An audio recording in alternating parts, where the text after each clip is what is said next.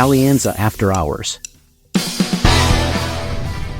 Hola, muy buenos días a todos. Estamos aquí en nuestra cita semanal en el podcast After Hours de Alianza. Mi nombre es Felipe Campos, gerente de estrategia de inversión. Hoy venimos con todo el equipo. Estamos con Richie Pérez y con Carlos Velázquez. Ricardo, nuestro vicepresidente de inversiones. Richie, ¿cómo anda? ¿Qué más, Felipe? Hola, Carlos. ¿Cómo va en Cartagena, que está en el Congreso de Tesorería? Si quiere, hágame un resumen ejecutivo de 30 segundos. ¿Qué tal? Eh, eh, bueno, yo no vengo normalmente de eso, ¿sabe? Es como no tengo el conocimiento de cómo han sido el resto, he venido muy pocos.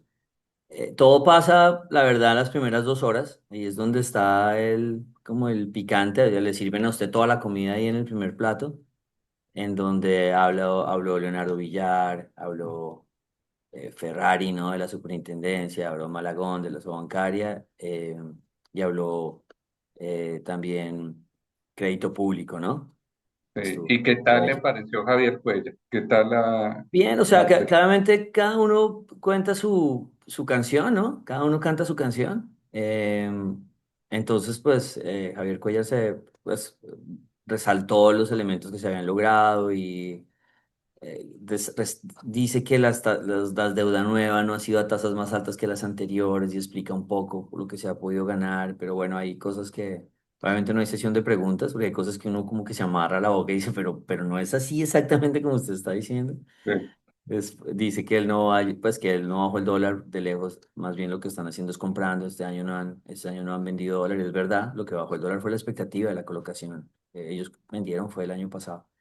Por ahí Echeverry, después hace una presentación, Juan Carlos Echeverry, es Sí, muy, muy buena, él es un orador tremendo.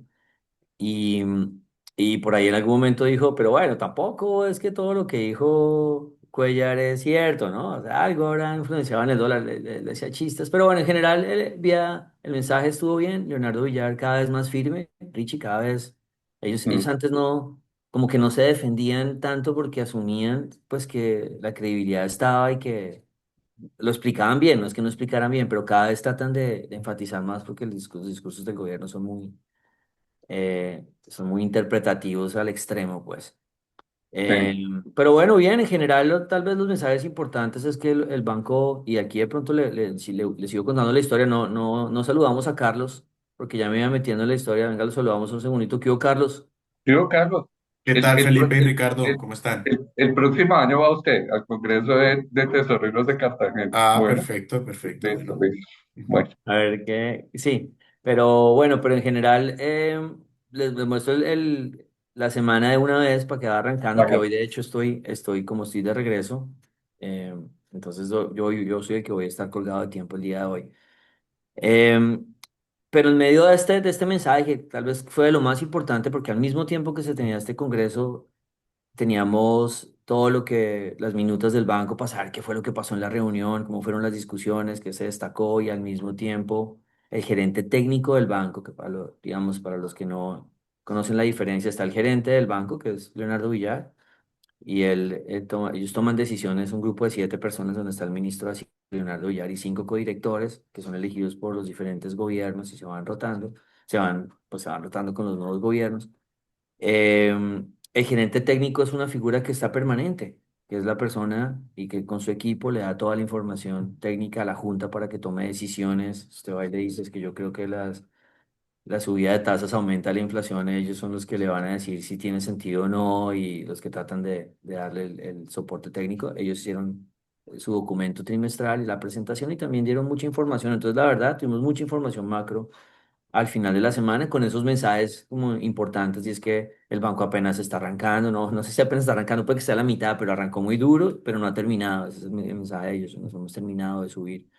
El gerente técnico o la gerencia técnica dice que el 11.25 que ven los analistas en tasa de interés para este año, recuerden que el 11.25 es de los analistas, pero el mercado está en 13.50 o 13.65, el mercado está disparadísimo en un ataque Depende de de lo que usted pánico. coja. Si coge la curva swap y le dice una cosa. Si coge los TCO, le dicen algo parecido a la curva swap y Si coge los analistas, son menos alcistas. Mucho más moderados, con 200 básicos, mientras que el mercado, las diferentes medidas de mercado que usted menciona, ven 300 o 350. pero el gerente técnico dice nosotros estamos más arriba que los analistas, él no dice cuánto. Entonces, en otras palabras, si el banco se reúne en marzo y sube 100 básicos, no habrían terminado, según la visión del gerente técnico, que no es la visión de la Junta. Él le presenta lo que él cree y la Junta después decide. Tuvimos Sí. mensajes de tasa por Qué esos pena, lados. Pipe. Sí, Allá, el gerente técnico del banco lleva un buen tiempo como gerente técnico, ¿no? Y ha pasado por varios ciclos. Yo creo que él lleva más de 5 o 6 años, si no estoy mal, ¿no? sí, no sé, Carlos, ahí usted, sí, usted que ha visto más, no sé, es obviamente una institución, que dice Carlos. Sí, así es. El doctor Vargas lleva muchísimo tiempo, no tengo presente cuánto, pero mucho tiempo, mucho Sí, Sí, y tiempo. y ha bailado con las más bonitas y las más feas. Creo que pues bailó con el ruido de la pandemia, bailó con el ruido de inflación y tasas en el 22. No, tiene experiencia, es decir, además de mm. una excelente y formación académica y experiencia, lo que ha manejado ese equipo técnico es para escuchar, es decir, hay que creerles. Qué pena, Pipe, No, la no, y interrupción. aquí es mirando desde el 2005, o sea, 20 años. 20 años. Sí, Sí, básicamente. Ha estado en todas las crisis de la modernidad de Colombia. sí. Bueno, listo. Y entonces, bueno, ahí hubo esos mensajes, entonces uno sabe que vienen más subidas de tasa, pero no sabe si el mercado ya se le fue la mano. Ahí hablaremos acerca de eso adelante. Entonces ya tenemos también una senda de inflación medio esperada que ellos tienen en mente y es un viaje hasta el 6.30, 6.40, que el mercado está muy en línea en promedio, pues el mercado promedio con el Banco de la República, con la gerencia técnica del Banco de la República en el escenario central, digamos, la inflación, el salario mínimo nos va a subir de 5 días al 6.40 o al 6.50. Alianza está más abajo, ¿no? Estamos todavía reacios a pensar que el tema del dólar no vaya a influenciar un poco. Y bueno, hoy, entre otras cosas, estamos hablando sin conocer el IPC, Rich, que ustedes ya lo conocen, los que están oyendo eso, entonces dirán, estos tipos están más descachados, porque el dato salió altísimo, entonces no lo sabemos, pero ahorita vamos a hablar un poquito de las expectativas de inflación, pero más como en el tema de la estrategia, porque ya no son expectativas para ustedes, para nosotros sí, porque estamos grabando antes del dato, pero salió el IPP que salió más alto, digamos, de lo que ha sido el año pasado. Se notan algunas presiones, pero el IPP no es el indicado para reflejarnos las presiones de salario mínimo. Eso lo vamos a hablar ahora. Entonces, bueno, esos dos temas locales. Ah, bueno, crédito público también, Richie, pues dice, yo voy a seguir comprando dólares. Entonces ahora crédito público se ha vuelto una fuente de distorsión de los mercados enorme, es para algunos para bien, otros para mal. A mí me da dolor de cabeza porque es difícil hacer un análisis económico esperando a ver cuál es la decisión de mañana, ¿no? En diciembre traemos dólares, en enero ahora compramos, entonces se vuelve una. Yo preferiría que los mercados los pudiéramos leer pues, con los datos económicos y con los eventos, pero no con alguien con un músculo tan grande entrando y saliendo. Pero bueno, se ha vuelto importante y nos dijo, voy a seguir comprando y de pronto el préstamo que tienen francos suizos de pronto comienza a prepagarlo antes. Porque la tasa de cambio Richie le da ganancia, digamos, la tasa de cambio franco-suizo peso colombiano. Entonces él podría registrarse ahí un punto cerrando parte de ese préstamo y decir, vea, pedí un préstamo al cero, en vez de pagar 13 y 12 y 11 o 7 en dólares. Y además, no solamente no pagué tasa de interés, sino me gané 4 o 5% en tantos billones. Entonces puede ahí vender bueno, que es efectivamente una ganancia. Claro, él había dicho que el préstamo en francos suizos se debía medir es contra el dólar, como que él estaba y ahí sí perdería. Sí, estaba era cambiando una deuda en divisa extranjera por otra divisa extranjera, es lo que él decía. Y ahí yo creo que ahí no gana y pierde. Pero al final, pues podrá decirnos igual, nosotros medimos todos en pesos colombianos de ganancia. Pero tiene ganas de cerrarlo y por eso tiene ganas de comprar dólar y nos contó que tiene una caja enorme en dólares para prepararse para eso. Eso fue todo lo local, ahí les contamos, hay mil cosas a nivel local que estuvieron pasando los últimos días y vale la pena comentárselos a ustedes mientras el tema internacional ha estado estresado y ha afectado a los activos colombianos también. Eso pues los voy a contar cuando hable de las líneas. Y en medio de esa mezcla de cosas, se las resumo rápido porque arrancamos como de una vez metiéndonos en los temas en caliente. Todo lo que sea del Banco de la República es como neutral, o sea, los mercados, el mensaje es duro, que esté subiendo tasas, que va la inflación arriba, pero que ha sido tan proactivo es positivo, entonces lo dejamos ahí en la mitad del vaso. Lo de vaso, el crédito público en vaso medio vacío, sobre todo como la intervenidera, digámoslo así, en los mercados, que es súper agotadora. pues porque no permite que los precios se muevan más libremente. También nos habló un poco de cómo son los planes de financiamiento del próximo año, pero la próxima semana lo vamos a tener más claro. Y eso lo dejamos en la parte de vaso medio vacío, con las visiones técnicas del Banco de los técnicos del Banco de la República. Y en vaso tapado pusimos algunas cosas políticas que han estado sucediendo, que no le vemos nosotros efecto en los mercados. Entonces el tema de que Iván Cepeda no va a la consulta, de la izquierda, la reunión de Trump y Petro que termina como con mucha especulación pero sin tanta información, eh, las presiones de Estados Unidos sobre Cuba, que le dice a uno pues que esta palanca que está ejerciendo Estados Unidos va a tener impacto en las elecciones, o sea, es algo que es difícil no imaginarse, va a seguir ahí la presión. Y pues ahora es con Cuba, antes era por supuesto con Venezuela. Rich, esa es la foto, pero déjenme le cuento un poco de mercado para que usted me dé su opinión y para que todos ya en medio de todas estas noticias tengamos en cuenta cómo le fue a los activos esta semana. Entonces, esta semana fue una semana de volatilidad.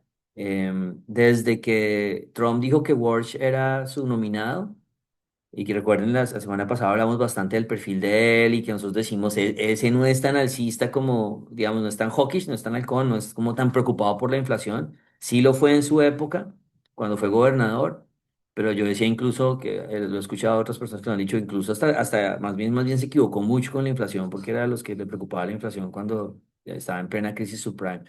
Pero más allá de eso, el mercado sí ha estado asustado, digamos, de pronto es porque Wars dice, oiga, no, la Fed no debería tener tantos bonos, entonces los tesoros los intentaron vender en algún momento hasta que entró el pánico, vendieron acciones en Estados Unidos relativamente fuerte, mucho más duro el Nasdaq, o sea, el cambio en el mundo se sigue viviendo incluso cuando es para abajo. Cuando es para abajo está resistiendo más o le va mejor en general a lo cíclico que a lo tecnológico, que es lo que han estado vendiendo. Entonces hubo pánico, los tesoros los terminaron comprando, que es lo que ustedes ven a la izquierda, de la mano de la subida del dólar, el DX se rebotó y toda esta emoción de nuestro podcast pasado de, oiga, el DX lleva a romper el 96 y esta cosa es súper buena para todas nuestras tesis de valor en Latinoamérica, se vio pausado por esta llegada de Warsh. Y me llama la atención el petróleo, que sigue muy fuerte, y la volatilidad del oro, que lo devolvieron una barbaridad, igual que la plata, no le pegó al petróleo. Uno podría decir estilo alianza, es que el petróleo es para arriba, créanme que esto en algún momento va a mejorar, o sencillamente decir es que hay temas geopolíticos como Irán que está blindando al petróleo un poco, pero si ustedes se dan cuenta, de todas formas la correlación se volvió a retomar, o sea, compraron, digamos, lo que uno ve ya los tesoros y el petróleo haciendo la misma figurita, si el petróleo es para arriba es porque hay presiones inflacionarias o hay expectativa de crecimiento económico, porque también la economía gringa mejoró en las encuestas de manufactura, que eran los datos malos. Entonces uno ya lo ve más realineado, y con ese, pero si uno ve que sube más fácil y que no rebota tan fácil, el dólar no ha rebotado tan duro como si se recuperó el petróleo, como si han estado vendiendo tesoros. Entonces, semana de aversión al riesgo, está clarísima y cortesía de Walsh, de la posibilidad de que ese sea el reemplazo de Powell y que de pronto llegue a generar volatilidad y que no sea tan dovish. Si usted me pregunta a Richie, yo creo que él no va a ser así, yo creo que él va a llegar y va a bajar tasas o va a hacer la presión para lo que pueda, porque él no decide solo. Y aquí el tema, no conocimos empleo, nos cancelaron empleo otra vez. Entonces no tuvimos un fundamental bonito para ver cómo sigue Estados Unidos, pero la próxima semana es inflación, y la inflación puede caer mucho en Estados Unidos, está al 2,7 y puede caer al 2,4. Y de pronto ese es un bálsamo que puede tratar de calmar lo que se está viviendo afuera. A nivel interno, Venga, sí, venga, yo le meto acá la cuchara antes de que pase a las acciones y al dólar en la región. Eh, lo que usted dice, la palabra clave creo que esta semana fue volatilidad.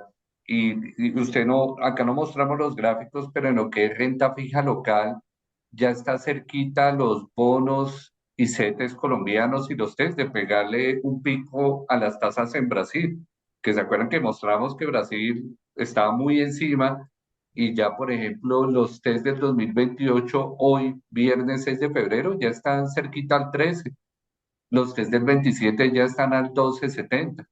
Entonces, pues acá no traemos los gráficos, pero pues ya encontramos unos rendimientos que pagan más de 2 veces la inflación, porque la inflación ahora que vamos a hablar que se podría ir al 6, pero ya con tasas al 13, Felipe, eh, uno se acuerda por allá en el 23 cuando veíamos CETES, se acuerda 15 y 16, uno decía, oiga, esto está como bueno.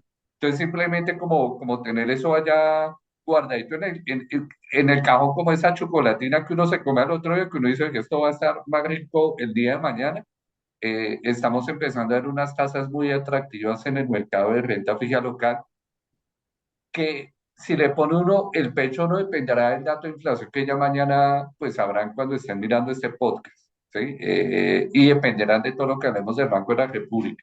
Pero el mercado de renta fija ya se está igualando con el de Brasil, que antes de que Sí, pase acciones, ¿no? de acuerdo, antes de que me metan moneda y acciones, que es el cuento que le quería echar, vale la pena la próxima semana hacer un capitulito de la crisis de renta fija en Colombia, porque nosotros habíamos sacado una teoría de la brasilización, a veces es mexicanización o brasilización, nosotros la cambiamos, depende de lo que estemos viendo en ese semestre o en ese año. Y nosotros habíamos dicho, oiga, a Colombia la van a atacar como a Brasil lo atacaron en el 24 y ya pasó, Rich. Pero nosotros habíamos dicho que si el banco reaccionaba fuerte, de pronto el ataque se moderaba y no se moderó. O sea, el mercado Sí, está full entregado y como dice Richie, ya vamos a unirnos con las tasas de Brasil y las tasas de Brasil tienen a su, digamos, la tasa de intervención del banco brasilero está por arriba del 14 al 15 y los bonos están al 14-13. En Colombia, la tasa de intervención, pues, no está todavía ahí. Entonces, ya en Colombia está sobre reaccionadísimo y en una crisis enorme de deuda que no se ve en ninguno de estos gráficos. sí, Listo, Richie, voy a pasar entonces al regional. En el regional se sintió la volatilidad. Entonces ya tuvimos las bolsas, el árbol se movió. Esto es en dólares, recuerden, aquí las ponemos en dólares. Entonces uno ya vio que Brasil, que es el EWZ, dejó de subir y el EWZ, que somos unos ETFs y ya es lo que nos gustan y es como nos guiamos nosotros. Frenaron, no se desplomaron, frenaron. Lo mismo que Chile, que es el SH, abajo frenó.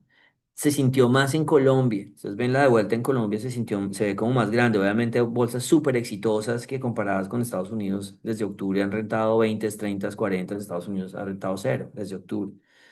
Pero pues uno diría, es normal que nos tome más ganancia, pero la ganancia de Colombia se ve más grande porque el dólar dejó de caer. Con eso se mide en dólares, o sea, el peso colombiano dejó de fortalecerse. Fíjense que la región a la derecha, las monedas de la región están pues muy cerca a mínimos, pero a mínimos recientes. En cambio, Colombia, desde finales del mes pasado, con las intervenciones del gobierno, está más bien más cerca a los 3.700 que a los 3.600 o más abajo. Entonces, en Colombia yo diría que una parte del golpe es la bolsa, sí la devolvieron fuerte, pero una parte del golpe es moneda, que nuestra moneda arrancó el año siendo la más fuerte de la región, una de las más fuertes del mundo, y ya no, ya está de cuartas de estas cuatro. O sea, nosotros ya no estamos liderando, y cuando dejamos de liderar, cuando Crédito Público entró a meterle ruido al tema del dólar. Y toda la historia nuestra de, oiga, el 3.700 va a romper, de verdad ya vamos a bajar a los 3.400 o no, pues depende, obviamente tiene esa fuerza alcista que es Crédito Público y ha ayudado pues de que el dólar a nivel mundial rebotó, entonces tampoco se pudo continuar con la dinámica, pero les digo, Colombia más castigada en esta historia y quedó una película en continuará. ¿Continuará hasta cuándo? Probablemente siga siendo, digamos, crédito público va a seguir siendo una fuente de ruido y es enorme, o sea, 2.000 millones en una semana larga es una plata, o sea, estamos hablando de que ellos están interviniendo el 20 o el 25% de lo que se negocia en general en todo el volumen lo están interviniendo ellos. Entonces ellos se han encargado, pero sí, o sea, si el dólar a nivel regional y en a nivel mundial es para abajo, yo no creo que crédito público pueda irse en contra del mercado. Yo creo que el mercado al final le va a decir, no, no, señor, usted no pasa de aquí de estos 3.700. Pero un dato clave pues es la inflación, como usted dice, Richie, que esperar la inflación porque eso también puede afectar el apetito por Colombia. Y tengo un gráfico adicional, Richie, pues más como para cobrar. Es una factura de un encuentro de esos que a usted no le gustan mucho porque tiene dos cosas raras. Tiene el Bitcoin, que es una, y tiene ciclos que la verdad son raros. Cuando uno habla de estos ciclos que son como les contamos la historia de los ciclos de 4 años del Bitcoin, que era una que ha pasado algo raro, que en todos los diciembres cada 4 años lo han vendido y durante 12 meses caía exactamente lo mismo. Está ligado a un fundamental, ¿no? Que es como el halving, cuando el Bitcoin, como que la oferta se parte a la mitad. En ese momento hay un proceso de valorización gigante y él ha sido muy organizado. Entonces simplemente lo votamos como, ¿será que se puede repetir? Porque eso no es un mercado muy eficiente que repite los patrones. Cuando el mercado es eficiente, pues se anticipa a los patrones. Entonces simplemente lo pusimos para que ustedes lo conocieran, pero ya es un call exitoso. O sea, alguien dirá, es que el ciclo no existe. A mí no me importa. Si ya cayó 50% Bitcoin, cuando antes no había podido caer 50, pues, a no ser que sea en un ciclo, pues ya está el call.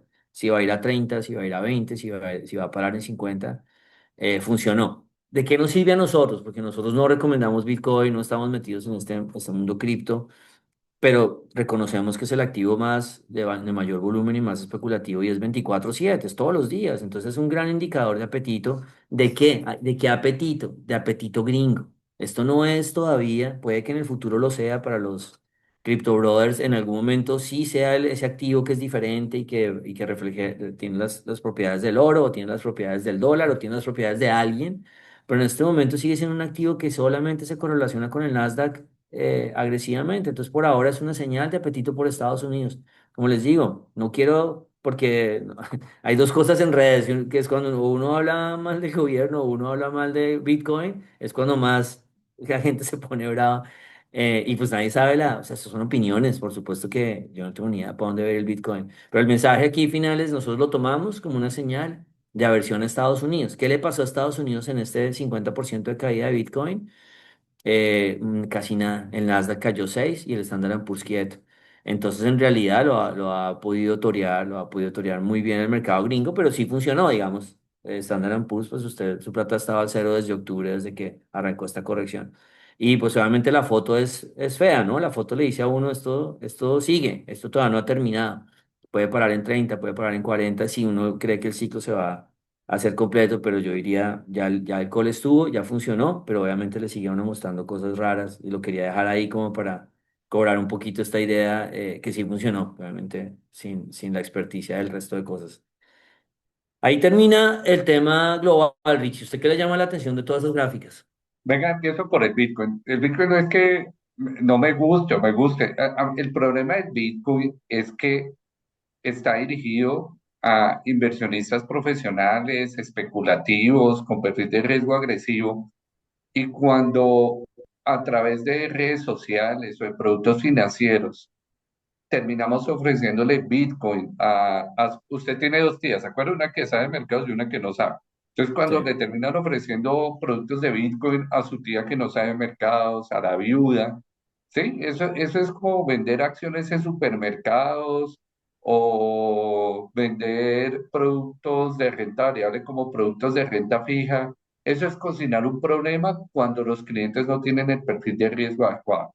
¿Sí? Es decir, si uno es consciente que ahí tiene volatilidad y que puede perder, como usted muestra en ese gráfico, pues que uno puede perder el 80% o 70% de su inversión, pues hágale, ¿sí? Esa es mi preocupación sobre el Bitcoin, donde ya se han generalizado incluso ETFs y fondos que en Colombia le ofrecen la posibilidad de acceder a criptomonedas a clientes, pero mi preocupación es el perfilamiento de riesgo.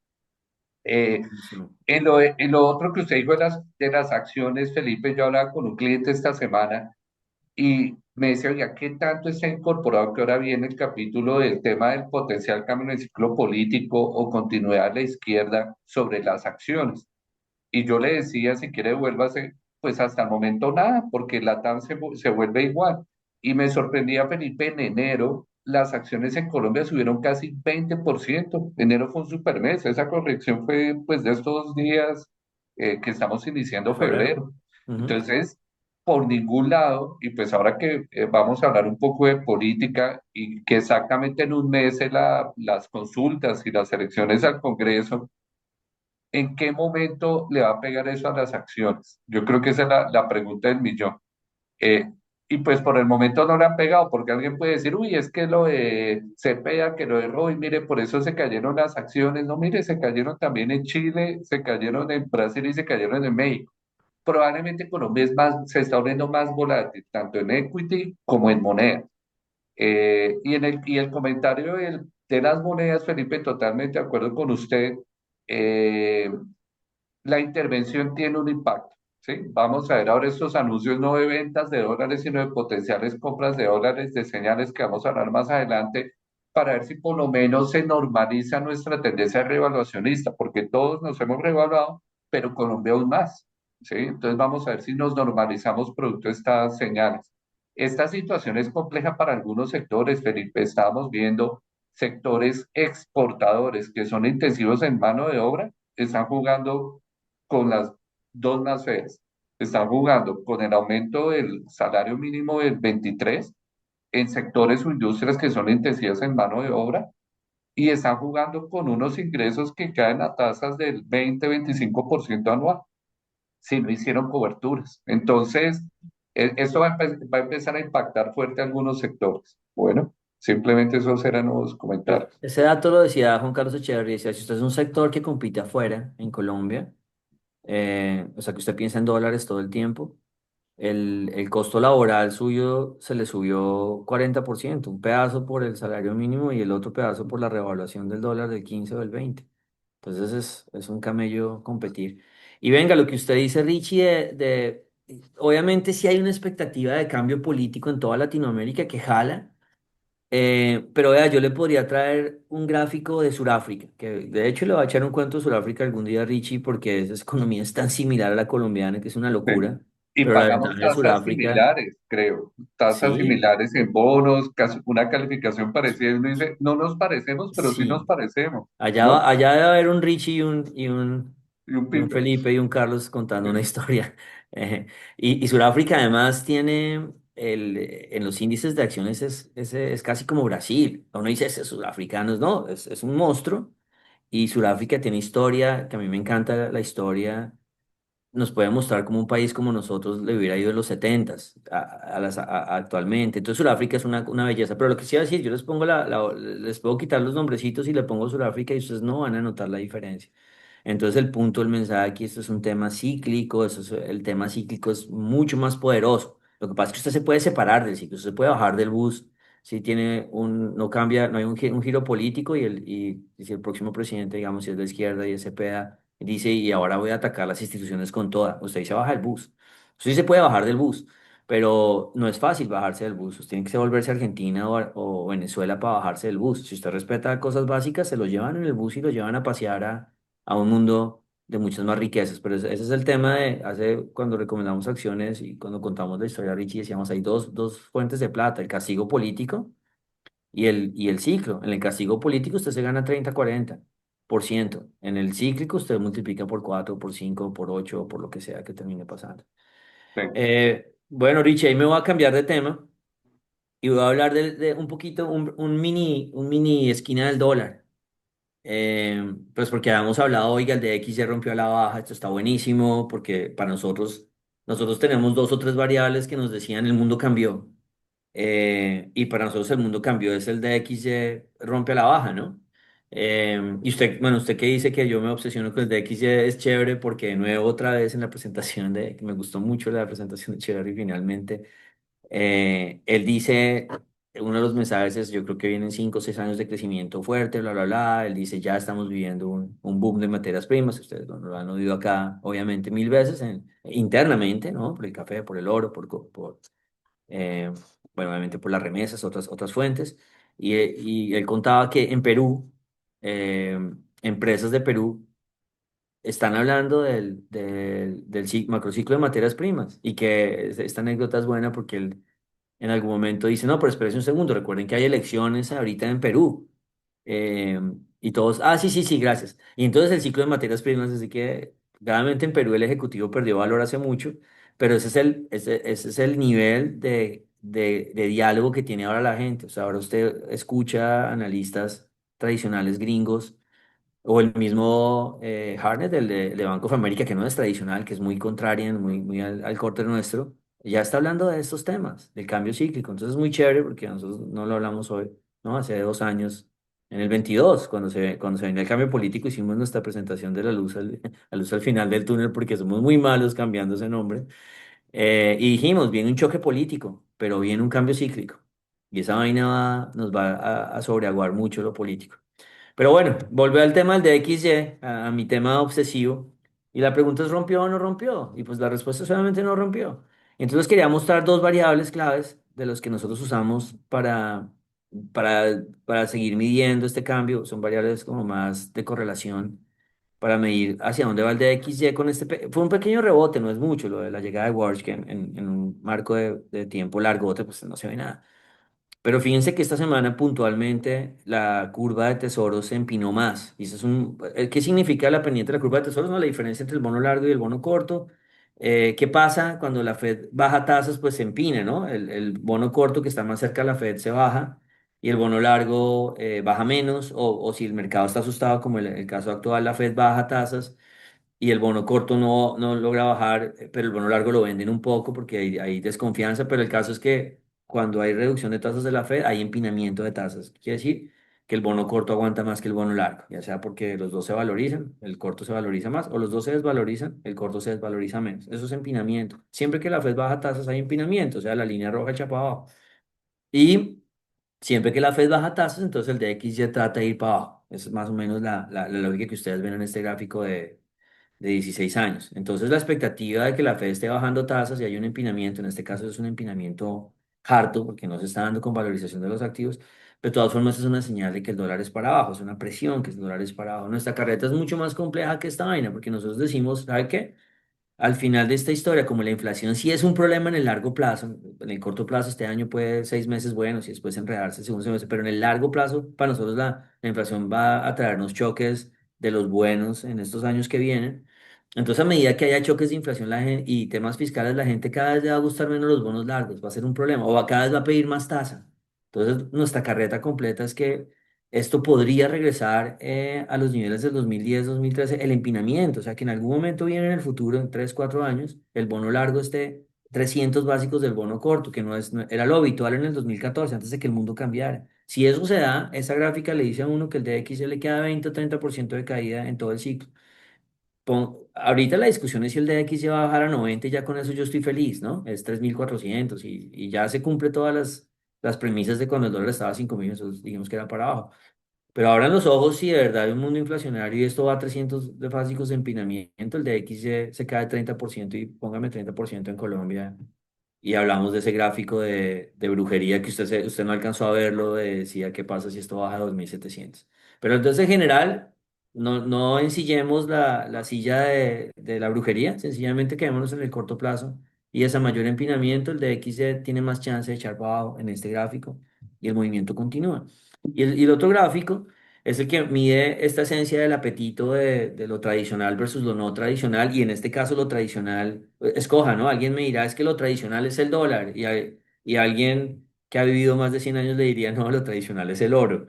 Pero el caso es que lo que sucede es que en estos ciclos, cuando el oro se fortalece versus la opción tradicional, que es el mercado de Estados Unidos, que es el gobierno que nos ha dado la moneda desde los 70, pues es la salida de lo tradicional a lo no tradicional. En este caso, el oro es lo no tradicional para todos los que hemos sido entrenados todos los que hemos vivido estas décadas. Nosotros creemos que el dólar es el que es. Y no entendemos por qué a la gente le gusta el oro, pero el ser humano no ha entendido eso durante siglos. Entonces estamos cambiando, voy a dejar esa palabra, hacia lo no tradicional, hacia los mercados que no han generado valor los últimos 12 años. Y cuando se da sus movimientos, se da igualito que en la década de los 2000, termina desplomándose el DXY. ¿Qué pasó con esa relación entre los Standard Poor's 500, que es el SPX, versus el oro? Cogió mucha más velocidad. O sea, el mundo sigue trasladándose cuando sucede esto, sencillamente no es que el mundo se va a acabar, es que el oro se subió y entonces algo va a pasar, se va a abrir el cielo, se va a abrir la tierra, no. Sencillamente hay dudas sobre el sistema actual, digamos, ¿por qué? Por los temas fiscales, por los temas monetarios, porque está caro sencillamente, porque la tecnología la pudimos sobrevalorar, por lo que ustedes quieran, sencillamente está costoso y el mundo hace un reacomodo y dice, me voy a salir de este mundo tradicional y voy a ir a buscar todo lo que se estancó durante la fortaleza del dólar. ¿Qué se estancó? Toda la periferia, obviamente desde Europa para abajo todos nos estancamos porque el dólar nos ahogó, se ahogaron las materias primas, se ahogó Latinoamérica, por supuesto, entonces la gente regresa al mundo tradicional. Cuando vio Alianza este primero, esto no es un cuento, esto mucha gente lo cuenta, nosotros lo contamos en el 13. En el 13 nosotros lo vimos al contrario. Dijimos en 2013 el mundo se va a ir hacia Estados Unidos. Y cuando pase eso, van a pasar mil cosas malas en Colombia. Entonces ahora nosotros lo vemos al contrario, vemos, oiga, estamos viajando hacia el mundo que se ha estancado la última década. ¿Y esto sucede desde cuándo? Desde los 70, desde que el dólar se volvió la moneda. Es organizadito. Entonces tal vez y con esto ya termino esta carreta y ya me voy yendo, tal vez la diferencia es que nosotros sí creemos en el análisis tradicional, ahora sí viendo el análisis tradicional que le dice a ustedes que genera valor y trace líneas en las tendencias recientes y Estados Unidos va bien, entonces Estados Unidos va a seguir bien y Latinoamérica va mal, entonces Latinoamérica va a seguir mal, nosotros no creemos en eso, nosotros creemos que el apetito por los activos, estas definiciones que hace el mercado son las que generan las tendencias económicas. Cuando esto cambia, entonces, poco a poco comienza a cambiar la economía. El dólar a la baja alimenta mil cosas en Latinoamérica, en Colombia le va divino, si el dólar es para abajo, la inflación cae, excepto los exportadores, el resto de gente lo ve muy bien. Nos volvemos más fuertes con el dólar a la baja, Estados Unidos pierde participación en el PIB mundial, automáticamente. Eso es una conexión contable, más una conexión económica. Y el mundo cambia. Entonces, esta es una señal divina que yo estaba esperando, Richie, que se diera y se terminó dando. Pero bueno, se dio con el mensaje de Walsh y eso es una señal de largo plazo. Eso no es una señal que tenga que darse la próxima semana. Entonces, bueno, Sí. ahí le dejo el Venga, tema. esta gráfica, ¿sabe qué me preocupa? Pues no me preocupa que si la línea azul, que no hay que, eso no es ciencia de cohetes, no hay que hacer un doctorado en astrofísica para ver por dónde va la línea azul con la línea roja yendo para abajo.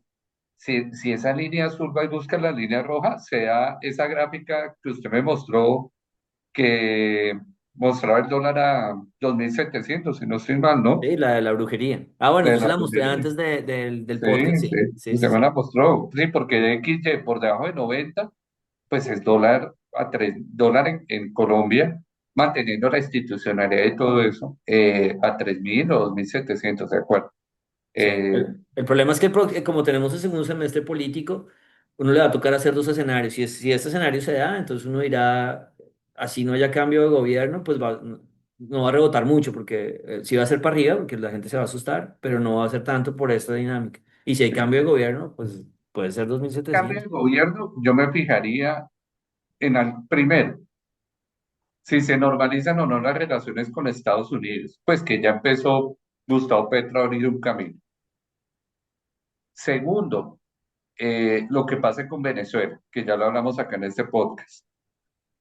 Tercero, ¿qué pasa con la exploración petrolera? Para mí eso es clave, ¿sí? Hemos tenido presidentes de izquierda en la región que buscan petróleo, ¿no? Ahora un candidato no va a decir antes de elecciones voy a apoyar el fracking y la exploración, no, probablemente lo hace después.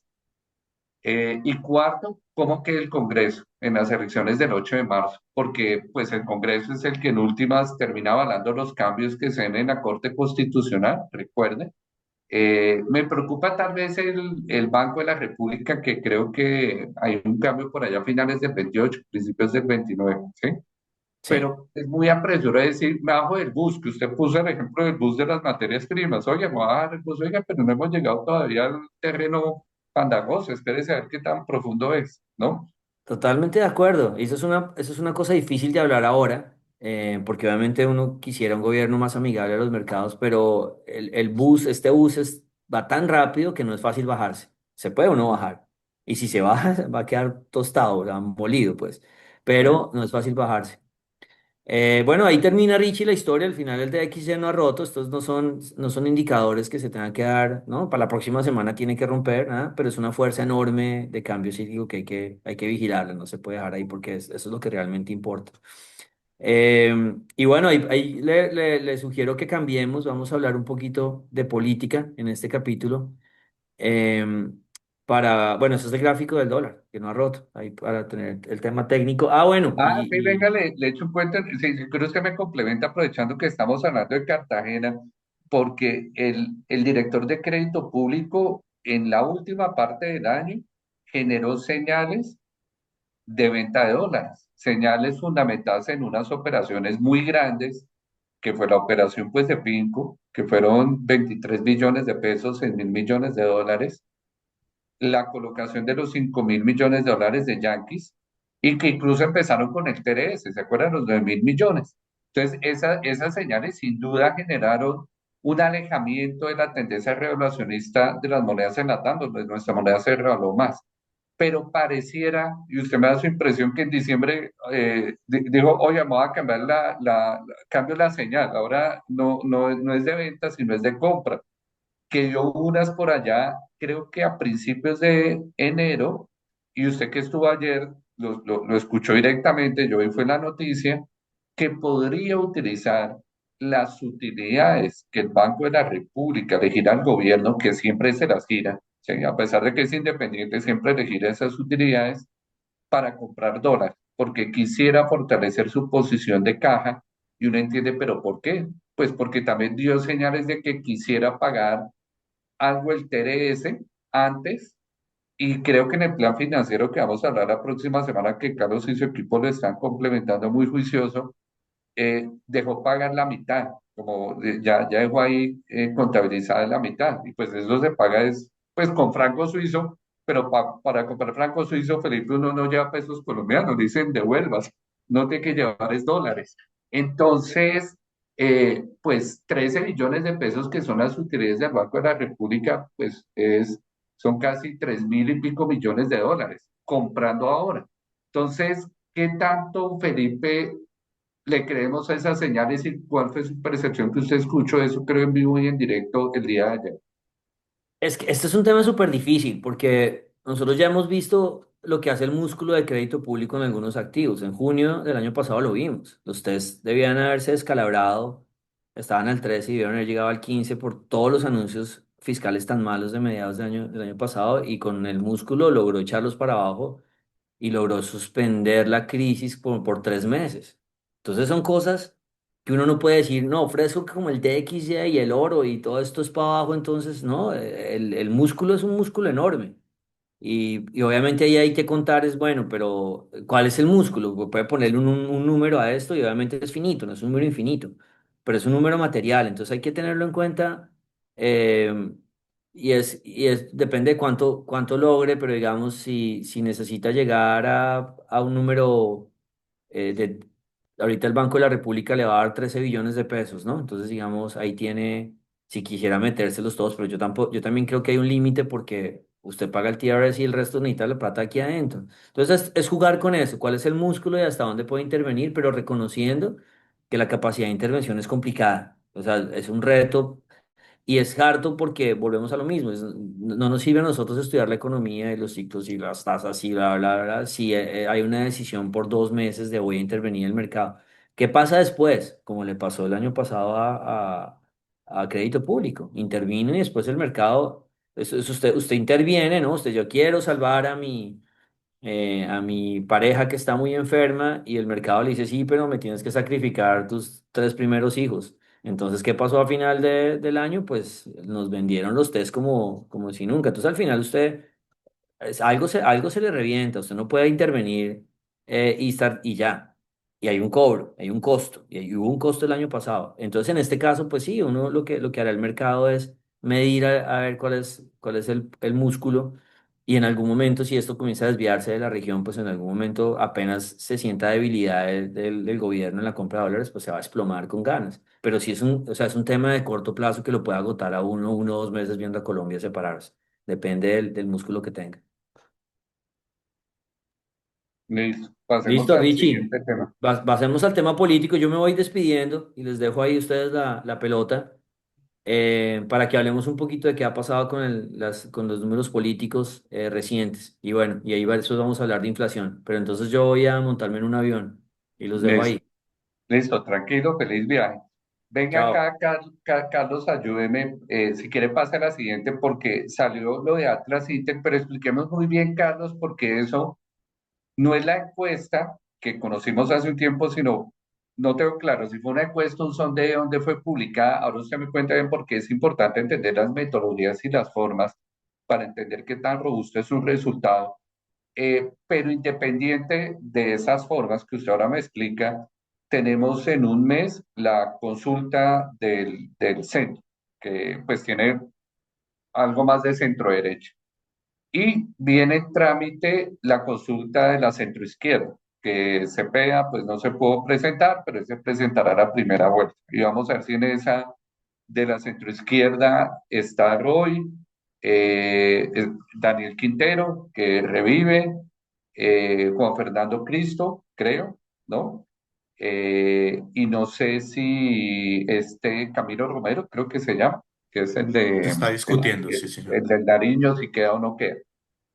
Ahora hablamos de la centroizquierda, pero en esa de la centroderecha lo que muestra es algo que uno ya ha venido oyendo en los pasillos y es que ganaría Paloma Valencia con el 27%, lo cual pues hace interesante la primera vuelta porque tendríamos un candidato de derecha que sería Abelardo, un candidato de centro derecha porque todos lo apoyarían porque ese es el objetivo de la consulta que sería Paloma, un candidato ya de izquierda definido que es Cepeda y vamos a ver si hay uno de centro izquierda que es el de esto. Pero pues antes de hablar de eso, cuénteme sobre esto de Atlas, cómo se compra.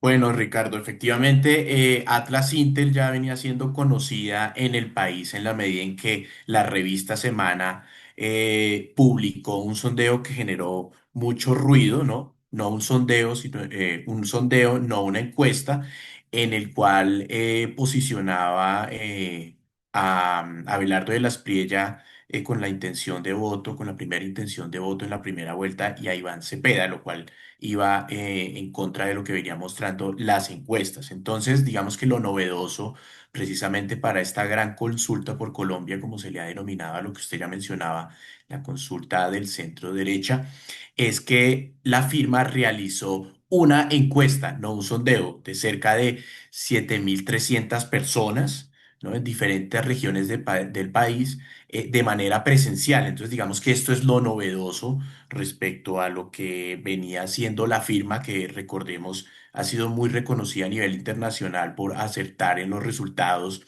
de los Estados Unidos, de Chile y de Argentina en recientes contiendas. Entonces, pues cada vez la firma viene pisando fuerte y viene a competirle pues a las encuestadoras locales, ¿no? Y como usted bien decía, pues el posicionamiento ya de Paloma Valencia, que es identificada ya como una candidata más del establecimiento, no solo por ser del Centro Democrático, sino pues por supuesto por su linaje. Recordemos que fue o es nieta de un expresidente del país, entonces pues Guillermo precisamente León Valencia, Guillermo León presidente Valencia. durante el Frente Nacional, creo, Así ¿no? es, así es. Entonces, habrá que ver si con este impulso, que en caso de que gane esta consulta, le alcanza para superar eventualmente a Abelardo de las Priella, que es que eso es uno de los puntos fuertes o de mayor interés para esta contienda electoral. Ok, Carlos, una pregunta. A la derecha hay algo que se llama Polymarket. Sí. Recordemos bien que es Polymarket. Bueno, ya lo hemos venido mencionando en otros espacios, pero cabe anotar que Polymarket viene tomando una relevancia a nivel internacional en la medida en que es un espacio en donde se realizan diferentes encuestas, no solo políticas, y una de tantas encuestas precisamente es la elección presidencial de Colombia y quién sería vencedor en esta, ¿no? Entonces, a partir de pujas y diferentes montos que deben de, digamos, disponer los usuarios, ya con un volumen de cerca de 3 millones de dólares. Lo que se ve a la fecha es que tanto Abelardo de la Espriella como Iván Cepeda se encuentran empatados, si bien Paloma Valencia, y no creo que no hay que subestimarlo, Roy Barreras ya empieza ya a figurar en estas apuestas electorales que recordemos están prohibidas en Colombia. Digamos, eso no es algo menor y eso ha llevado a que se hagan unas críticas a la publicación de estos resultados, pero en cualquier caso es otra, digamos, otra fuente que, digamos, va en línea con lo que han venido mostrando las encuestadoras y Atlas Intel para lo que sería la intención de voto en la primera vuelta. Ok. Lo de la derecha, Carlos, muestra que la posibilidad de Abelardo o Iván Cepeda en este momento es un monedazo. Es decir, no se puede Sí, concluir nada. así es, Esto va a así es. cambiar mucho después del 8 de marzo, cuando tengamos claro cuántas personas votaron en la gran consulta o consulta en la centro derecha, Así cuántos es. votan en la consulta de la centroizquierda. Creo que, bueno, acá hay otra incógnita y es dónde queda Sergio Fajardo, ¿no? Pues que no vamos a responder esa pregunta porque Bueno, no pero tenemos sí, de respuesta. hecho sí ¿No? declaró que se va a ir solo. Sí, no, siempre ha querido Pues irse entonces, solo, pero pues no aparece, pero bueno, en sí, fin, ahí habrá lo que ver, veremos sí. después del 8 de marzo, Así pero es. vamos a tener una primera vuelta de voto finish, cómo van las cosas, ¿no? Sí. Bueno, listo, ¿no? Interesante esto. Carlos, ¿qué sigue? Perfecto, entonces pues ya podemos seguir hablar de lo que marcó, digamos, gran parte del debate económico en la semana y es precisamente la publicación del informe de política monetaria del Banco de la República y por supuesto la rueda de prensa eh, del equipo técnico a la espera, por supuesto, de lo que será el dato de viernes, como ya mencionaba Felipe. Entonces ahí Pero tenemos que espera, tener... pero Dale. espera acá, yo le hago una introducción, que usted expone muy bien esto y es, hay personas que en este podcast que están en el mercado y otras que no están en el mercado. Probablemente las que no están en el mercado, hay que explicarles que la subida del Banco de la República, la que hicieron en enero de 100 básicos, que estuvo muy bien porque muestra independencia, credibilidad, firmeza, etcétera. Si bien no estaba descontada, el mercado ya estaba alineado con un patrón de subida durante el año 2026. Lo que pasa es que no sabíamos la magnitud y la fuerza. Y ya el banco dio una señal y dijo, señores, señoras, me voy con 100 básicos y paso de 9.25 a 10.25. ¿Sí? Entonces, si quiere ahora sí muestre eso de inflación. El mercado lo que hizo fue sincerarse en diciembre con unas expectativas de inflación y lo que usted va a mostrar es cómo el Banco de la República también sincera sus cuentas, ¿cierto? Y es, oiga, yo en inflación, ¿sabe qué? Veía esto, pero ahora veo esto. Entonces, ¿qué es lo que ahora ve el Banco de la República, Carlos? Después de que usted vio ese informe. Así es, Ricardo. Efectivamente, el equipo técnico del Banco de la República revisó al alza su expectativa de inflación. Recordemos que estaba ubicada en 3,6%, estaba bastante baja para el cierre del 2026 y actualmente la tiene ya ubicada en 6,3%. Y pues esta revisión está principalmente asociada al incremento del salario mínimo, que en esto fue muy reiterativo el gerente técnico, que representó un choque muy amplio y superó no solo la inflación esperada, sino la productividad. Entonces, habló de una expectativa y unos cálculos que realizó el equipo técnico tendientes a que generaría una presión adicional de cerca de 200 puntos básicos, que por demás constituye un piso a lo que pueden ser los incrementos a la tasa de política monetaria, ¿no? En esos mismos 200 puntos básicos. Entonces, puede que el banco esté viendo incluso a la tasa de interés por encima a cierre de año del 11,25, más alineada con las expectativas del mercado que de los analistas, ¿no? Haciendo esa distinción que usted ya mencionaba, ¿no?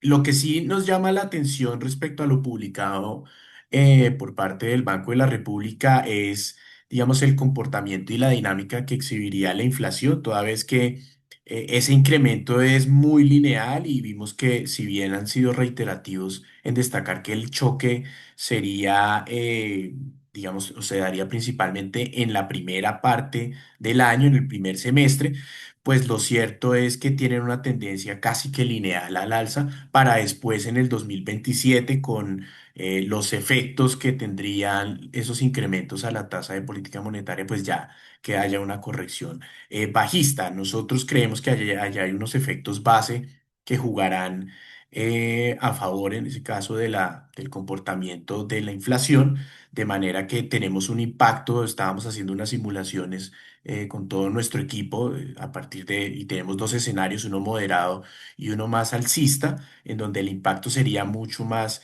rápido de lo que espera el Banco de la República, pero que podría ser atenuado a cierre del 2026, no solo teniendo en consideración esos efectos bases, sino también los beneficios que podría traer una apreciación de la tasa de cambio mucho más importante y eventualmente la caída de los precios de la gasolina, que el banco simuló o tuvo en consideración la reducción precisamente que tendrá lugar en febrero, pero no los 500 que terminó declarando el gobierno, sino solo 300 pesos. Entonces, grosso modo, estas son, digamos, el contraste entre las expectativas del banco y las que hemos venido desarrollando desde Alianza, pero en cualquier caso, digamos que los riesgos sí son alcistas sobre la tasa de cambio y de cualquier manera, pues la inflación de cierre de 2026 va a ser superior a la que veíamos en 2025. Ok. Entonces, Carlos, en conclusión, el banco sincera y dice la inflación va a ser levemente por encima del 6 en el Así es, 2026, 6,30. Muy así parecido es, a Alianza, que en el escenario muestra que sería 6,10. Y creo que muy parecido al mercado. Es decir, el que dice, ay, me va a asustar, me va a tirar por la ventana, no, ya el mercado incorporó este dato, ¿cierto? así es. Bueno, ¿sabe qué me sorprende el optimismo? Pues que es propio de un banco central que en el 27 ve que la inflación va a volver a retomar la tendencia bajista y que va a ir al 4%, pero pues eso es práctica común de los banqueros centrales, ¿cierto, Sí, Carlos? es forward Sí, looking, ¿no? Es sí, lo que busca es ok. anclar la expectativa y mostrar que precisamente hay un compromiso con el cumplimiento de la Sí, meta. listo. Creo que en la siguiente usted va a mostrar es un cuadrito de cómo cambia las cifras, creo que de crecimiento, ¿sí? Sí, Y también viene el tema del IPP, porque pues ya cuando ustedes vean esto sabremos la inflación. Si la anualizada, creo que el mercado espera que se sitúe en 5,30 más o menos, ¿cierto? cinco sí, veinte, cinco cinco, treinta, eso cinco, sería normal. Ojalá no estén ustedes mañana viendo una inflación más del 5,50, porque si es más de 5,50, Carlos, en febrero no pueden ajustar tasas, el Banco de la República. ujú, Si es así más de es. 5,50 en marzo, subirán otros 100 básicos, ¿cierto, Carlos? Sí, muy Sí, probablemente muy el probablemente, ajuste listo. sea Eh, acelerado. ok, y ahí Entonces, ya habrán ajustado los 200 básicos. 80% de lo que ajustaron de expectativa de inflación se habrá ajustado vía tasas en marzo. Pero así bueno, es. cuando ustedes vean esto ya sabrán cuánto es la inflación. ¿Por qué nuestra preocupación sobre la inflación? Que ustedes ya saben cuando estén viendo esto, por el IPP. Entonces salió el IPP, Carlos, cuénteme si el IPP nos genera una emoción o una preocupación.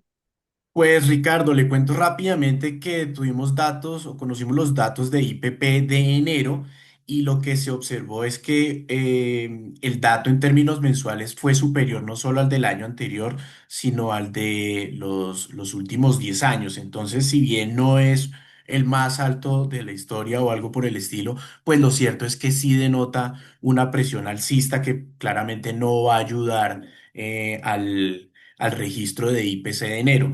Cabe anotar que la presión estuvo principalmente asociada al componente del agro, porque hubo una expansión mensual del cerca del 5%, muy asociada a los cultivos permanentes, pensemos en los cítricos, el café y algunas frutas tropicales.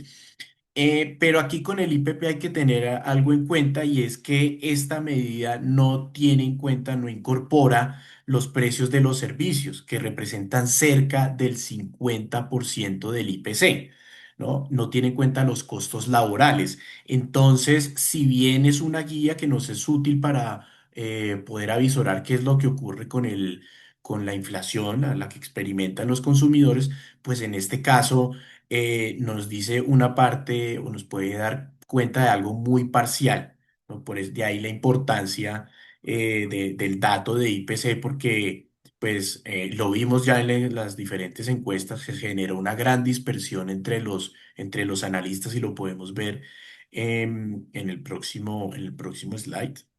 Sí, es decir, Carlos, el IPP no muestra para nada el impacto del salario mínimo. No lo muestra, Que no, no lo sí, muestra, pues, no hay forma que lo muestre. no lo muestra. Cuando salga el IPC de esta noche, Carlos, que ya pues los que nos están viendo lo pueden consultar y ver los informes del DANE, ¿qué componentes del IPC que tiene alimentos, regulados, servicios, vestuario, etcétera, podrían capturar de manera inmediata el incremento del salario mínimo del 23%? Bueno, hay una diversidad de rubros que serían afectados por este incremento y son principalmente los asociados al componente de servicios, excluyendo los arriendos, que más o menos alcanzan el 23% del IPC. Entonces, todo lo que corresponde a peluquerías, diferentes tipos que prestan las personas naturales, guarderías, entre otros, pero no solo por supuesto, las comidas fuera del hogar, en la medida en que pues, los costos laborales son un costo importante en su estructura, pero también se ven afectados de manera indirecta, por ejemplo, algunos rubros regulados, como es el caso de parqueaderos, de transporte público, el caso muy sonado de Transmilenio que ha dado lugar allí a un debate también político en Bogotá. Entonces, hay unos efectos tanto directos como indirectos que sin duda se verán reflejados. No creemos que solo en enero, sino, pero principalmente en la primera parte del 2026. Listo. Carlos, explíquele este cuadro a mi tía que no sabe los mercados. Si mi tía me dice en qué cambió la expectativa del Banco Central y dígame, inflación, crecimiento, desempleo, ¿se dieron cambios abruptos? Pues que el de inflación usted ya contó que fue un cambio abrupto, pero en términos de Sí. crecimiento, potencial, desempleo, tasa neutral, ¿qué ve usted?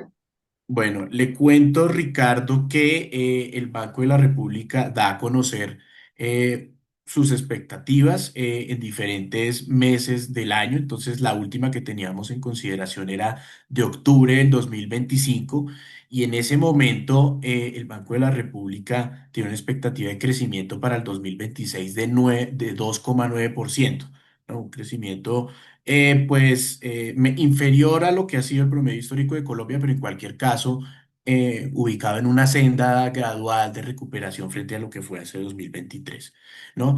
Ahora, para el 2026 y no solo el 2027, el Banco de la República revisó a la baja el crecimiento económico, asociado a diferentes factores, pero principalmente y sobre todo ya pensando en el 2027, el efecto contractivo que tendría el incremento de las tasas de interés, ¿no? Llevándola ya desde el 2,6 esperado para el presente año, sino al 1,6 para el 2027. Creo yo que es una expectativa bastante ácida en la medida en que creo yo que el cambio político de materializarse generaría un impulso adicional a la inversión que podría compensar al menos de manera parcial ese encarecimiento del crédito que percibirían tanto las empresas como los hogares, ¿no? Eso por un lado. Y también debo decirle que en materia de desempleo, precisamente por el aumento del salario mínimo, revisaron al alza esa expectativa, tenían un 8,2% y la llevaron al 9%. Digamos que lo positivo sería que al menos se ubicaría en un dígito, si bien cabe anotar que pues esperan un incremento importante de la informalidad en el país precisamente por la decisión que tomó el presidente Petro. Eso, grosso modo, son los cambios de expectativas que anunció el Banco de la República. Listo. Y a la derecha, creo que lo que ya hablamos y es que el dato que sale esta noche del DANE, que ya ustedes sabrán mañana cuando vean esto, si la anualizada se mantiene alrededor del 5.30, 5.40, seguimos en Estamos la bien, misma. estaríamos pues ¿Sí? sí, Pero en lo si sale esperado. por arriba de 5.50, se va a seguir dañando el mercado de renta fija local, ¿cierto? Así es, así es, Bueno, así es. listo. ¿Qué sigue, Carlos? ¿Qué temas nos falta de Pues los vasos Ricardo, medio llenos, medio vacíos?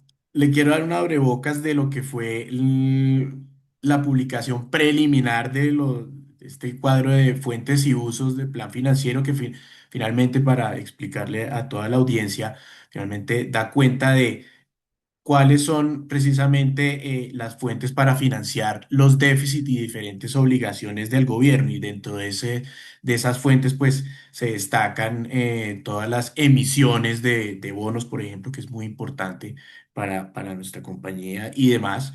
La cantidad de subastas o los montos que se van a subastar en TES, la cantidad de colocaciones de bonos en el mercado internacional, así como unas colocaciones directas similares a las que hizo PIMCO y que, digamos, es lo no, tal vez uno de los factores más novedosos o elementos en este cuadro de fuentes y usos, ¿no? Que viene Sí. pues cargado Venga, con si mucha quiere, información. yo le meto acá la cuchara porque Adelante. este tema que usted acaba de decir es muy importante. En este cuadro que muestra el ministro de Hacienda está dando la señal que pueda hacer otra operación como la que hizo con Pinco, ¿cierto? Eso es relevante, porque pues hubo una crítica, yo sé que es una operación heterodoxa, pero no la avisó al mercado. Creo que ya la Contraloría conceptó que la operación pues no estaba mal hecha y pues ellos son los que tienen la última palabra, pero acá sí le está diciendo al mercado, oye, yo voy a hacer una operación especial o podría hacer una operación especial. ¿De cuánto sería esa operación especial, Carlos, según este cuadro, que podría hacer el Ministerio de Hacienda en el 2026? Alcanzaría los 9 billones de pesos.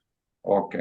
Que no sería como la anterior, que era de 23, creo, que fue lo que hizo con Pinco, pero Pues 9 son relevantes, es plática, ¿no? Pues es similar a la de PIMCO en la medida en que toda la operación que se hizo con este gestor de portafolio incluyó dos elementos, Ah, ok. recordemos, la colocación de 10 billones y la venta Y del la venta portafolio que de, tenía en su momento por el restante, para tenían, es alcanzar los decir, veintitrés. sí es similar, tiene toda Sí la es razón, similar, listo. sí es Entonces yo similar. creo que eso es lo más importante de este cuadro. Venga, lo otra pregunta importante de este cuadro en el lado de la izquierda que son las fuentes, el tema del dólar, de la entrada de dólar con bonos, que eso genera ruido porque pues aumenta el endeudamiento, pero genera presión a la baja en el dólar por la expectativa de que traigan esos dólares, que eso fue lo que Sí, pasó el año pasado. Entonces lo sí, que yo veo en este cuadro, Carlos, es que dicen que en el 2026 podrían endeudarse en bonos en 4.900 millones de dólares. sí. Pregunta, Carlos, ¿esos fueron los que ya colocó en enero? Así Ojo, es, así es. Y de hecho, el director de crédito público declaró que pues ya se habría utilizado el cupo que se tenía previsto. Entonces, por allí, ok, a la fecha no debería haber sí. operaciones de financiamiento, sí, tal vez algo de operación de manejo de deuda. Él fue Esa noticia le claro en gustaría a eso. alguien que esté largo en dólar, porque dice, bueno, puede ser que el dólar Sí, deje de caer por deje de este caer. tema, Así teniendo es, en cuenta que el dólar se mueve por el XY, así es. que hemos dicho muchas veces. Tercer tema, Carlos, de este cuadrito, los test, las subastas, que son las que generan ruido porque pues cuando aumentan los montos castigan al gobierno, le dice, tú vas a querer más, pues tómate castigo en precio, que es una tasa al alza. Entonces lo que veo en este cuadro es que en subastas vamos a tener 60 billones. ¿Quedamos 60 tranquilos con billones. ese número o no quedamos tranquilos? Pues lo cierto es que no hubo una modificación frente a lo que se preveía para el 2026 en el marco fiscal de mediano plazo del 2025. Digamos que lo novedoso, como ya lo mencionábamos, es que van a aumentar esas colocaciones directas y no van a acudir al mercado vía subastas. Pero eso no es una mala noticia. Sí, Entonces, listo. así es. Vengamos a la derecha, los usos. En los usos, Carlos, el TRS, había algo que se llama operaciones de tesorería prepago TRS, 4.662 millones de dólares. Eso significa que van a prepagar la mitad del TRS. Así es, Ricardo, y precisamente ese hecho motiva, digamos, el interés de crédito público por aumentar la caja en dólares, que a la fecha sería cercana a las 10.000 millones de dólares, y precisamente para empezar a pagar pues esa deuda que el director de crédito público mencionó claramente que no se le iba a dejar al próximo gobierno. Por ello, pues espera saldar esta obligación pronto y utilizar, no recordemos los 9.300 porque esa parte, digamos que una parte de ese TRS tiene un colateral en tesoros de los Estados Unidos que pues, servirían para atenuar el monto o las obligaciones que le corresponden a Hacienda. Entonces, por eso se me requerirá todo, entre comillas, solo 4.600 millones de dólares. Listo. ¿Cuándo vence el TRS? Si uno no Vence, prepagase como un crédito, ¿en qué mes vence? sí, para finales de julio. O, Ahí si uno está. prepaga, pues significa que va a prepagar antes de julio, ¿no? O sea, él dijo alguna fecha, dijo, ya va a ser en marzo, abril, mayo, no dijo ninguna fecha. Se había hablado de la posibilidad de que hiciera un prepago del 10% en enero. No lo realizó, pero podría darse entre este mes y marzo un prepago que podría bordear cerca del 20% de esta operación. No. Así es. Y él de dónde sacaría los pesos para comprar esos 4.600 millones de dólares. ¿Los podría sacar de las utilidades que le gira el Banco de la República? También, pero como ya tiene una caja que, como decía, alcanza los 10.000 millones de dólares, pues lo cierto es que ya tiene ahí un monto importante para hacer esos prepagos. Ok. Y último mensaje, este cuadro veo probablemente por las operaciones de manejo de deuda que han hecho que hay un ahorro de intereses en los usos a la derecha internos y externos que Sí, sumados dan 30 billones de pesos, ¿cierto? Es así decir, los es. intereses hay que pagarlos, pero lo que veo es que ellos reformulan el número, usted me contará por qué lo reformulan y veo que se ahorran 30 billones de pesos, ¿cierto? Sí, así es. Y pues esto está comprendido precisamente en uno de los objetivos de la estrategia de crédito público, que es reducir los gastos de intereses a la par que reduce el saldo de deuda. Recordemos que para el 2025 esa reducción no habría sido inferior al 1,5% del PIB. Estamos hablando de más de 25 billones de pesos. Entonces, digamos que esto va en línea precisamente con lo que ha querido hacer crédito público. Bueno, excelente, Carlos. Ahí ya avanzamos, ya la próxima semana mostramos es el plan financiero, ¿no? Que son los ingresos, los gastos, que debe hablar con este cuadro de usos y fuentes, ¿no? Li- Claro que sí, a la ¿Listo? espera de lo que pueda hacer. Así Perfecto, es. creo que terminamos. Bueno, ahora vámonos para, no, para el El, calendario. cal- el calendario, Cuénteme qué así sigue el es. calendario y luego vamos a nuestros momentos de ocio. Bueno, Ricardo, para la semana que entra vamos a tener principalmente lo que es esta subasta de TCOs como todos los martes, que pues por supuesto los operadores de mercado y los analistas están muy pendientes. A ver si la tasa de corte sigue incrementándose. Recordemos que la última se ubicó en el 12,6%, entonces ha venido generando unas presiones ahí al alza. Vamos a tener también lo que sería, pues, esperamos que así sea, la publicación de la tasa de desempleo que, recordemos, se aplazó precisamente por lo que fue el cierre del gobierno, pero la reapertura, pues, nos permitiría ver ese dato. Y ya al cierre de la semana, pues, tal vez lo más importante será el dato de cierre de la inflación en los Estados Unidos. Eso es lo que tenemos en materia económica para la siguiente semana. Perfecto, gracias, Carlos. Y en los temas de ocio, ¿quién nos va a acompañar y qué nos van a recomendar? Bueno, yo quiero aquí darle el paso a Felipe Cuadros, que es un cinéfilo muy importante aquí, el que más está enterado de todos los movimientos, pero eh, nos va a hablar aquí de un clásico Sí, importante. señor. Dale adelante, Bueno, Felipe. buenos días, Ricardo. Buenos días, Carlos, y también a nuestra amable audiencia. Hace una semana y media nos levantamos con una noticia muy triste para la cultura filmográfica de Colombia y fue la muerte del actor Salvo Basile en Cartagena. Y dentro de las notas de prensa que estuve leyendo, vi que un amigo de él que se llama Poncho Rentería le escribió una pequeña semblanza y contó que Salvo Basile, que es italiano, vino a Colombia para la grabación de una película muy famosa en su momento, a finales de los 60, que se llama Queimada. Queimada fue la primera vez que vino Marlon Brando a Colombia, este actor del Padrino, que hizo el Coronel Kurtz en Apocalypse Now. Y esta Y película, que fue también el papá de Superman, en el Superman de claro, los 80, ¿no? Sí. así es, así es. Entonces me puse a chismosear la película, la encontré completa en YouTube y me pareció muy buena. Es grabada no por una superproducción de Hollywood, sino más bien por una producción europea de esta escuela un poco marxista de Luchino Visconti y pues en este caso el director Guillo Pontecorvo. Y ellos en esta película narran una historia de es como un inglés intenta en una antigua colonia portuguesa que es ficticia armar una revolución, pero la revolución es instrumentalizada.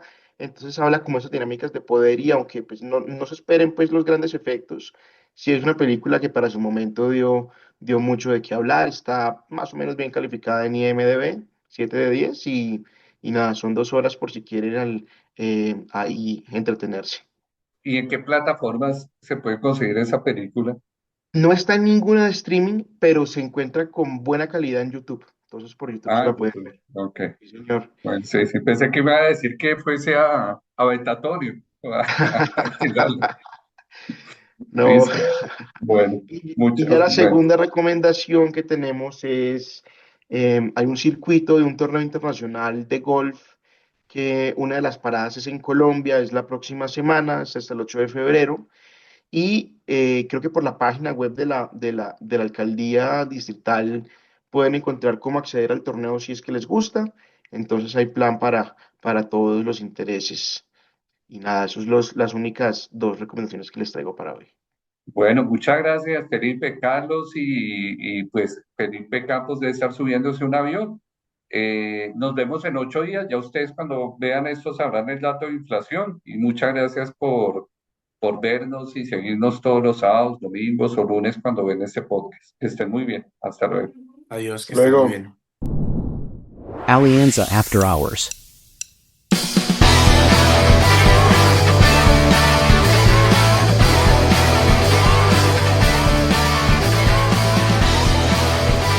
Nada de lo que se discuta aquí debe ser considerado como recomendación profesional para realizar inversiones. Las opiniones aquí expuestas no buscan imponer términos ni condiciones comerciales o legales ni tampoco se constituyen en suministro formal de información al mercado de valores. Adicionalmente son opiniones personales y no representan las de Alianza Valores o Alianza Fiduciaria.